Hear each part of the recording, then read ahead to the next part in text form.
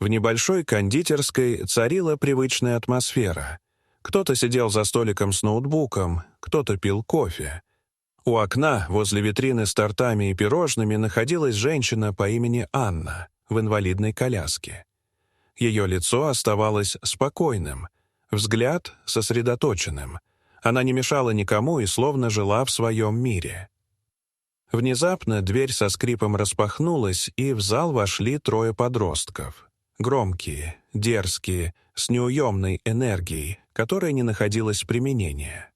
Проходя мимо Анны, один из них по имени Игорь ухмыльнулся, шепнул что-то друзьям. Те расхохотались. Смех звучал нарочито громко, язвительно, нарушая спокойствие кондитерской.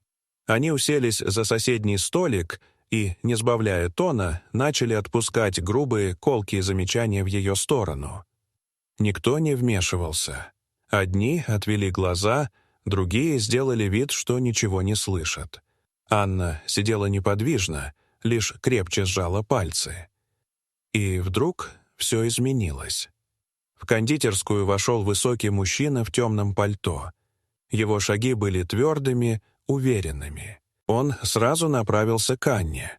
Подошел, мягко обнял ее за плечи, наклонился и сказал что-то едва слышным голосом. Потом выпрямился и обвел взглядом помещение. Его глаза остановились на подростках. Лицо оставалось внешне спокойным, но в этом спокойствии ощущалась угроза. Мужчина достал из внутреннего кармана кожаное удостоверение и раскрыл его. На корочке отчетливо читались символы, знакомые каждому. Служба безопасности. Подростки сразу замерли. Их бравада испарилась в одно мгновение. Игорь попытался выдавить натянутую улыбку, другой отвел глаза в пол. Подростки начали мямлить извинения, после чего поспешно поднялись и почти бегом покинули кондитерскую. Когда дверь за ними захлопнулась, в помещении воцарилась странная, гулкая тишина. Мужчина сел рядом с Анной. Она взглянула на него, и в ее глазах сквозь усталость промелькнуло облегчение. Снаружи шел мокрый снег. Люди торопливо пробегали по скользкой мостовой, спеша по своим делам.